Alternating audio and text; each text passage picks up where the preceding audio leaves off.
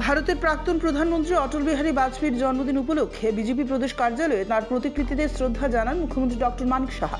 এই শ্রদ্ধাঞ্জলি অনুষ্ঠানে মুখ্যমন্ত্রীর সঙ্গে উপস্থিত ছিলেন মন্ত্রী টিঙ্কু রায় সহ বিজেপির রাজ্য নেতৃত্বরা।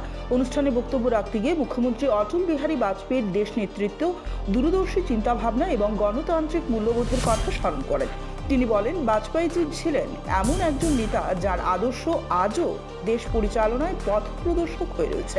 এদিন অনুষ্ঠানে মুখ্যমন্ত্রী বিকাশ পথ নামে একটি বিশেষ সংখ্যার বইও প্রকাশ করেন।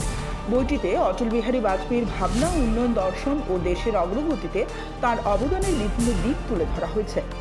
পার্টি ত্রিপুরা প্রদেশ থেকে বিকাশ পথ অনেকদিন ধরে প্রকাশিত হচ্ছিল, মাঝখানে বন্ধ ছিল। তার যিনি এটার দেখতেন আমাদের সজল আচার্য, ওনাকে অনেকবার বললাম যে বিকাশ পথ মাঝখানে কেন বন্ধ হলো, এবং এতে করে আমরা ভারতীয় জনতা পার্টি সম্পর্কে আমরা জানতে পারি। আমাদের রাজ্যেরও ভারতীয় জনতা পার্টি আগে কি করেছে, এখন কি করছে, এই বিষয়ে আমরা জানতে পারি। শুধু আমরা না, সমস্ত কেন্দ্রীয় নেতৃত্বকে আমরা পাঠাই, প্লাস একদম নিচু স্তরে যারা আছে তাদের কাছেও পাঠাই। তো এটা বন্ধ ছিল, আবার সজলবাবুর হাত ধরে আবার নতুনভাবে এটা শুরু হলো। আমি এর যাত্রা আরও শুভ হোক সে কামনা করছি। এবং এখানে একটা জিনিস খুব সুন্দর লেখা,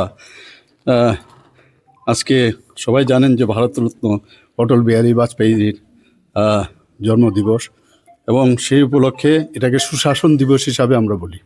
তো ওনার একটা কথা, ছোটা মন সে কোই বড়া নেই হতা, টুটে মন সে কোই খারা নেই হতা।